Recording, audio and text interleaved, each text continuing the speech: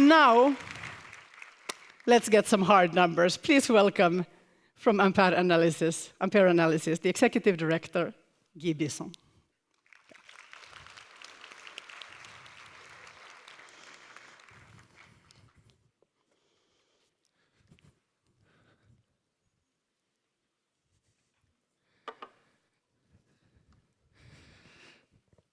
Thank you, Johanna, and thank you to Sia and Joseph for inviting me back this year. I was last here live on stage before the pandemic, and a great deal has changed, as we all know, since then.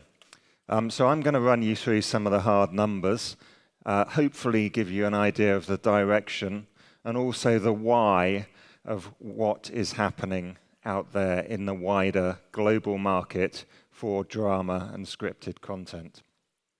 Market changes, challenges in global entertainment. Let's get going.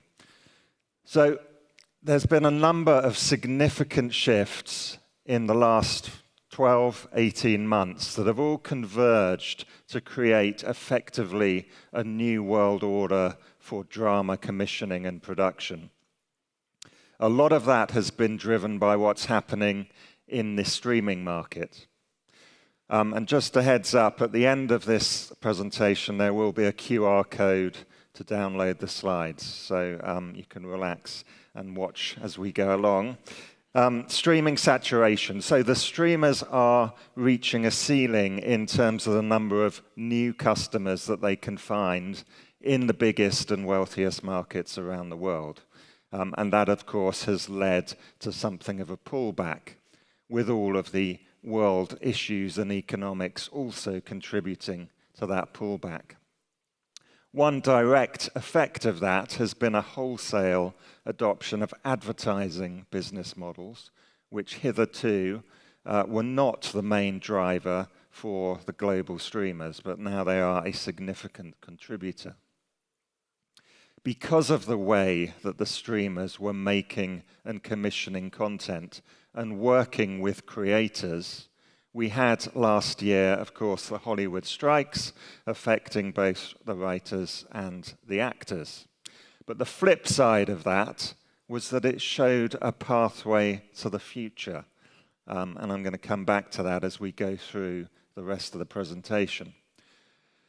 Globalization has been ongoing, so the USA is no longer the be-all and end-all of content production and commissioning.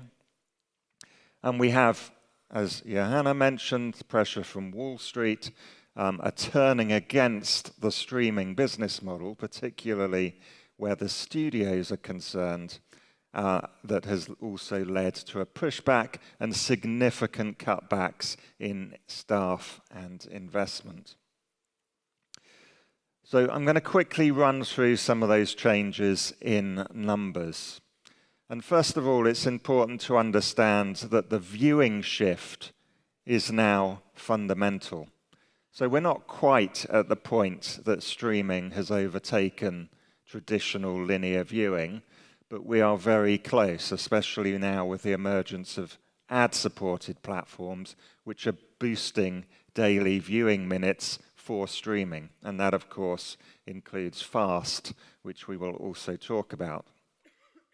So we're nearly at the inflection point where the time spent watching streamed platforms will overtake the time spent watching linear platforms in European households. Global streamers, as I mentioned, have hit saturation, so that incredible growth that they experienced over the last 10 to 15 years has now slowed, not quite to a trickle, because there are still markets, especially in Asia and some of the emerging countries, that are growing strongly, but it has slowed very, very significantly, particularly in the markets that have lots of money to spend on content and television. We've also seen that a ceiling has been reached. So hitherto, we kind of saw that the number of streaming services that households took was going up and up and up. And for the last couple of years, 2 to 3 years, it's been effectively flat So people are not adding a fourth or a fifth service typically to their streaming bundle. And so, of course, the only way forward is to introduce free or ad-supported platforms in order to grow that stack of streaming services.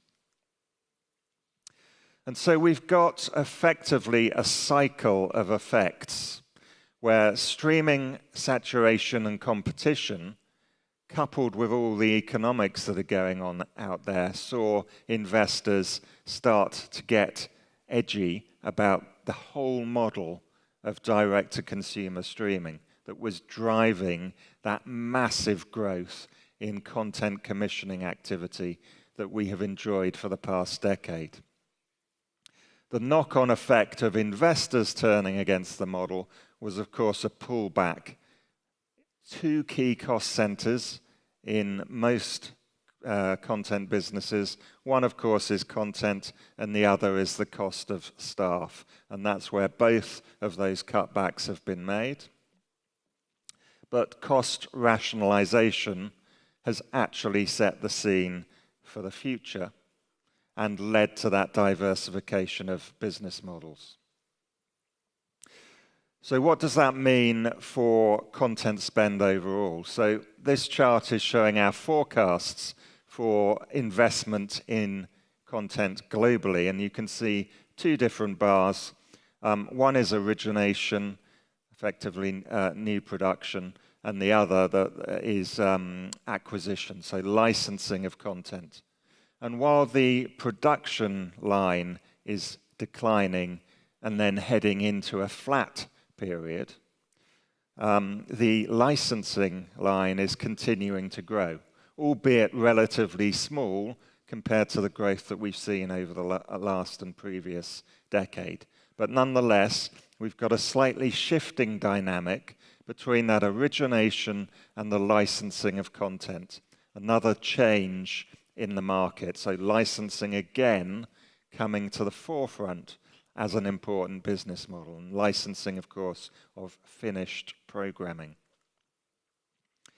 And we can also see that the major content owners, the studios, are revisiting that whole model of licensing content. So again, a driver for the global premium streaming market was exclusive content, often held in perpetuity on platform, and a pullback of studio content from competitors to their own services. That's still a driver for the industry, but as you can see from this chart, increasingly we're seeing studio content being shared with other platforms. And I'm sure you'll have noticed that going on Netflix and others, where key studio content is again cropping up on those platforms. But we're also seeing the other aspect of licensing revisited, which is windowing, so exploiting that content across increasingly large number of windowing opportunities, and often for very short windows. Again, a change from what characterized the traditional pay TV market in terms of exclusive window duration. So, conclusion from all of those changes, and I think we all know that subdued growth in content investment is what is going to characterize the drama production and commissioning market for the next 2 to 3 years at least, and we need to find a way to navigate that shift. The other big change, which is really fundamental to what gets made and where the demand comes from in terms of the type and style of content, is advertising. And I've put that big red star there saying new for 23-24 because it's really easy to affect. It's already in our psyche that the big streamers carry advertising as one of their business models. But that's really, really new. It's only been happening for about 18 months. So that is the startup business model for the global streamers. And that model will add at least 6 percentage points of growth to the industry over the next 5 years that simply would not have existed without the adoption of advertising. And of course, while the subscription revenue is growing, but growing relatively slowly, that advertising revenue is growing very, very strongly. And what we think is that by 2028, 1 in every $5 of income for the streamers will come from advertising. And what I can assure you is that that forecast is completely wrong. And it's wrong because it's too small. Because when we build these models, we base them on today, and we look forward on the footprint of today. And it's very difficult to take into account future expansion geographically and in terms of what they're doing with tiering and pricing and bundling. And all of that will doubtless boost even further the advertising revenue and income. A flip side, of course, of advertising is the increasing importance of linear, free streamed content in the shape of fast channels. So lots of points on here. I'm just going to focus in on a couple of them. One, the fast market is relatively small today, only about $2 billion in revenue globally, and we think growing in the next 5 years to about $10 to $12 billion as a global industry. The other key point on here is that it is not like social media was a democratization of the television business or the content business, because the biggest owners of fast channels and the biggest suppliers of content to fast channels are, of course, the major studios. So not perhaps the sea change in the delivery and production of television that it may otherwise appear to be. So advertising is the new driver for growth, and that, of course, impacts the type of content that is in demand, because it means a more generalist approach. You're no longer happy to be a strong niche targeting perhaps a young audience who demand genre content. You need a more generalist approach when the volume of eyeballs is what is driving your business. And now I'm going to show a number of graphs which go in the wrong direction. And as an analyst, I've been doing this now for 30 years. I know that people only like you when you show a graph that goes up from left to right, not down. And this is the point in time when you start to get mysterious phone calls in the middle of the night. But we must accept that commissioning activity is down globally. This is a global phenomenon. Global on the right, Scandinavia on the left, characterized by the fact they both go in that wrong direction. And every region of the world is affected. So you can see on this chart that the US, the purpley line, is the worst affected, and part of that is the strikes. Part of it is that globalization I talked about. But every single region, Asia, Middle East, Africa, they're all impacted by this global slowdown in commissioning activity. And of course, the US market in particular has that gigantic hole on that green line, that big U shape that was a direct effect of the Hollywood strikes. And what that means is this is the month-to-month change versus the average for the previous 2 years. In some months during the strikes, commissioning activity for scripted content was down 80% over the typical for that month in the previous 2 years. And that gap will progress into this year because this is stuff as it goes into production or development.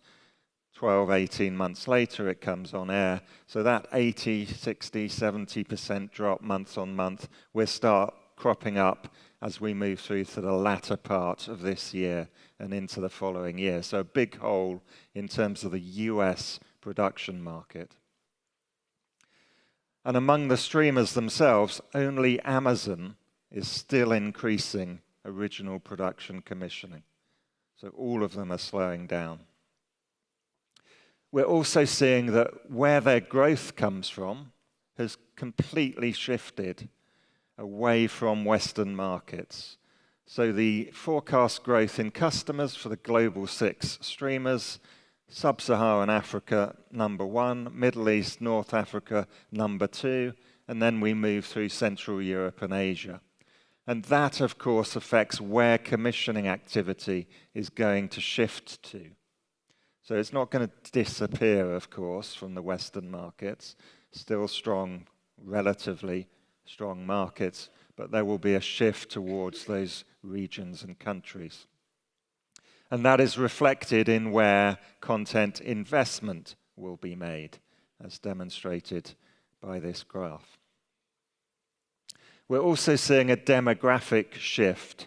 So in terms of growth, in viewing time, the really strong growth is coming from people over 50.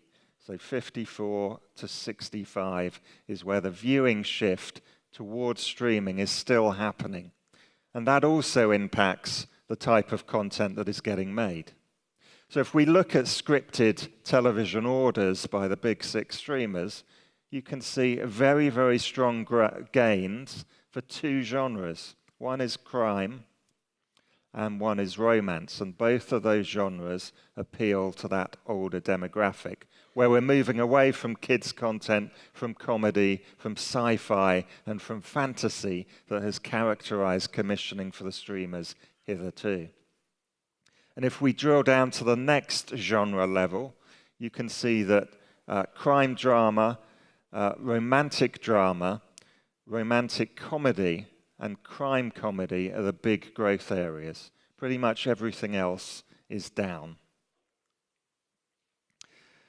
So commissioning activity is going to shift to those emerging markets, even though they're still small today, and it's going to shift towards a demographic focus that previously was not the main area of commissioning activity for the big streamers. But the recent cost rationalization had a really interesting effect. If you listen to company results, you'll have known that Netflix, Disney, others were reporting $1 billion plus gain in free cash flow during the strikes. Coupled with those staff cutbacks, it has set the agenda and opened a pathway to profitability.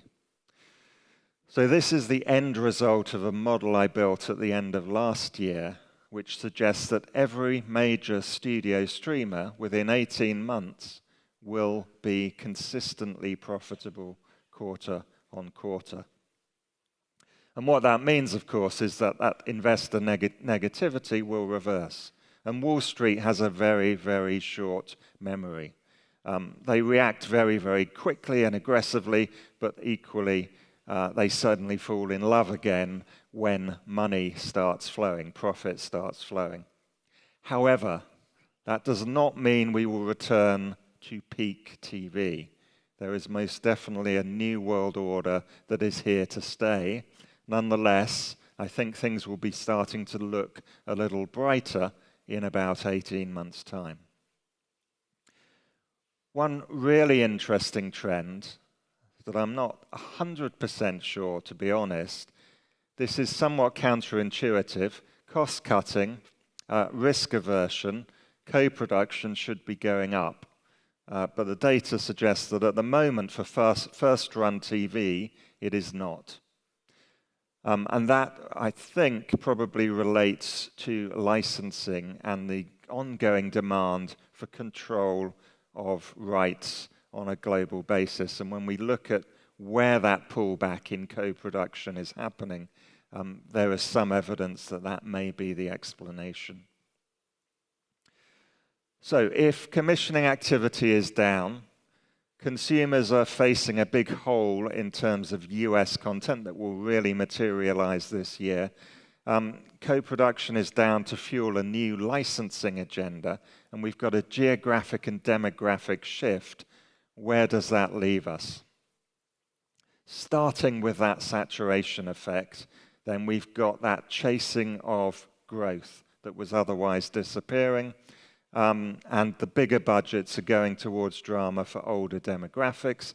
The commissioning activity is shifting to those emerging markets, and we've got to focus on the refreshing of content in order to drive customer retention rather than the acquisition mode that streamers were in previously. So a focus on customer retention means a strategy is needed to keep the younger customers, where that saturation is, happy. And we see a shift there to different types of content, particularly unscripted and multi-episode and staggered drops onto platform that keeps people coming back, and greater experimentation with release strategies, as well as that return to licensing to help with that fresh content. And then we've got cost cutting and the chasing of profitability, where that greater rationalization has led to pressure on production partners. Things like fewer all-out deals, so all those announcements of first look and all-out deals with producers have dried up more or less, with a couple of exceptions. And increasingly for content production, that means also leveraging lower cost center regions, namely outside the US, but also some of those emerging markets. And finally, I won't say much about this slide because I've spoken a little bit too long. This is just a word cloud showing you of the stuff that is getting commissioned in Europe by the streamers, proportionally what are the big narrative themes and protagonist characteristics of that commissioning activity. So download the slides, have a look at that in your own time. This is the QR code, please go ahead and click. And I'm going to speak now to Johanna about a couple of those trends. I'll also be around for the next couple of days, so please do come up and say hello. Fantastic. Thank you so much. As usual, I have a billion questions, but I will try to be a little bit focused. And first, of course, I'm fascinated by that content hole caused by the strikes.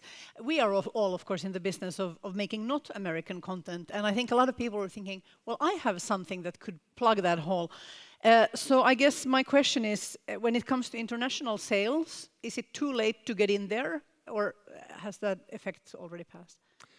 I think it's a great idea, and clearly the streamers love or increasingly love international content. We've all seen the mega hits that have come from outside the US in the last 2 years. The issue is that they're generally pulling back anyway. So they don't necessarily want to fill that hole with new original production. That combination of licensing, buying in some content from the studios that had kind of pulled back and weren't willing to sell for a couple of years, still with the ongoing production, still with the ongoing internationalization, I'm not sure it creates a sudden demand that wouldn't otherwise have been there. So I'm not sure it's as positive as it might sound. Darn. I see, of course, now also that because there's this backlog, right now there's a need to also prioritize originals just for those reasons. But longer term, it does seem that the acquisition strategy is lower risk for them. So things that have already proved themselves in some market I would expect them to have a better potential internationally going forward in a couple of years. Yeah, I think that's definitely true, and we've seen that willingness to embrace and to experiment with quality licensed content. And that one chart that I showed that was going in that direction was the quality studio content being licensed now into multiple windows and platforms. So yes, opportunity there. So in our own markets, how strongly will we actually experience this US content dip in the next year? Because of course we had so much content we couldn't all watch it anyway. Is there realistically more hours available for instance, European audiences for domestic content? Because if there is, then we should maybe advertise some of our big projects more. aggressively at least? Yes, I think potentially there is more opportunity, yes, for European. So you're saying European content in Europe? Yeah, in the next couple, like let's say in the next 8 months. Yeah, to fill the hole that is left by new US studio content coming onto platforms. Potentially that is an opportunity, yes. Excellent. That's at least a little good note here. Okay, then we have had historically this assumption in streaming that premieres drive subscriptions, and subscription was the metric that everybody was interested in. And now we're talking much more about two other metrics, namely retention and engagement. And the way these are different is retention is how long do you stay subscribed, but engagement is how long do you actually watch. And if your model is advertising, then it really matters how many hours you watch. So my question is how this affects sort of the shape of the content, because when everybody wanted subscriptions, then there was this idea that, well, premieres are good, so we're going to have short seasons and many new things, but only short seasons. Do we know what drives engagement and what drives retention, and how will it affect the format? Yeah, so what I focused, of course, on the slides on scripted content. But the trend I didn't talk about that is very, very obvious is the rise of unscripted. And unscripted is really good and really fitting for lots and lots of episodes, up to daily in some cases, that drop in a sequence rather than as a box set, which has typically been adopted for drama, and also is easy to localize, easy to format, and appeals to a younger demographic, which is the audience that streamers need to retain. That's their base. So I think that's the shifting shape of content, rather than necessarily a change in the format of drama in terms of episodes and duration. So probably not longer drama seasons then necessarily, because it's just expensive. Yeah, but I think there's probably room for, if we think about, and again, one of the trends I was talking about was crime and targeting an older demographic. And we know that the broadcasters have traditionally focused in on long-running crime procedurals that appeal to that demographic as well. So there are potentials for drama as well, alongside that unscripted shift and focus. I wanted to ask a little bit about that, because it makes perfect sense, as you're saying, that in the saturated markets, when you want to reach older demographics, you're going to make sort of expensive content in the genres that appeal to older audiences. At the same time, you also said that the expansion is happening in these emerging markets, and that's where a lot of the investment is going. And those markets demographically skew younger. And I wonder if there's a tension between that. Are we going to see a lot of quality drama for young audiences, which is relevant to the Middle East and Africa, for instance, and then we're going to be stuck here, like in Northern and Western Europe, with more crime procedurals? And I love Jack Reacher as much as the next person, but I still feel like maybe there's somewhere in between some sweet spot for me as well. Yeah, I think you're right. The Middle East and Africa do skew much younger demographically. What I would say is that, and again, it's another little analyst trick, when you show massive proportional growth, it's often from a very small base. So that although we're beginning to see a shift to those African and Middle Eastern markets, still very, very small. So I don't think we'll notice, a huge influx of young drama from those regions. It's just trying to say, okay, this is the beginning of a trend. Looks really big on a graph. Directionally, that's where it's heading. But we'll still see the focus of production in the Western markets for some time to come. Still, it opens this very interesting thought experiment, which is that the way you kind of made it internationally with a piece of drama was always that you kind of hit it big in the US market. And of course, proportionally speaking, for a global streamer, the US market is becoming less and less relevant. So if I don't know if we have Flanders in focus here, if a drama from Flanders makes it big all across Asia, for instance, that would be a new way of thinking about relevance for international markets. Yeah, well, I think you said we used to think about the US market. Now we think about making it big in the global market, and that's the fundamental shift that the streamers have introduced as a gauge of strong performance. I realize we have time for one more question, so I wanted to ask you a little bit about fasts. I think now if you have a smart TV, and for instance, if you're on Google TV, in a lot of markets you will have about 900 or more fast channels, and as you said, the advertising market there isn't huge. First, I've noticed just in my home that I get advertising breaks on my fast channels, but I don't always get ads. So are we lagging behind in Europe in actual ad sales for these sort of platforms? No, because I'm now based in Los Angeles, so I see the American fast channels and platforms, and they also have gaps. So I think it's the fact that advertisers haven't embraced it as fully as they might have that needs to evolve. It's not a Europe-US thing. Okay. Definitely. But it's an important shift in the market, definitely. Just one final clarification, actually, now that you mentioned advertisers. You said that this focus on advertising revenue for the big streamers might drive a more generalist approach. And I wanted to check whether you mean that the content becomes more middle of the road, or that the platform as a whole needs to have that blend. Because what's different, of course, with the technology now is that not every viewer needs to watch the same ad, or not every viewer of the same ad can be across many pieces of content, and the other way around as well. So how does the advertising revenue affect the actual content?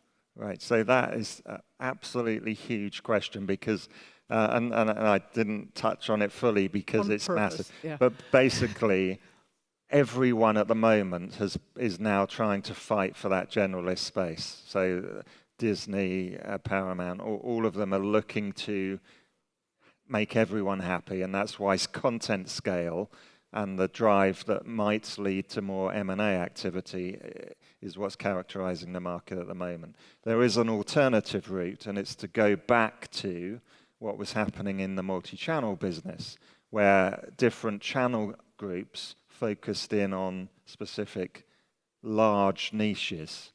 So I think that might characterize the next stage. Once those streamers hit profitability, yes, they need to be more generalist, but you can be generalist within a very large niche, if that makes sense. It makes sense. Yeah. And so there are two pathways now. One is M&A activity, where the 6 global streamers become 3, which is what a lot of the market is saying is going to happen. And the other is to say, hang on, we survived when we had 600 TV channels, and we did it like this, and that's another route that potentially will happen as the coming years progress. And to me, this translates to the opportunities continuing for very different kinds of content. That's good news as well. Yeah. Thank you very much, Bisson. Thank you.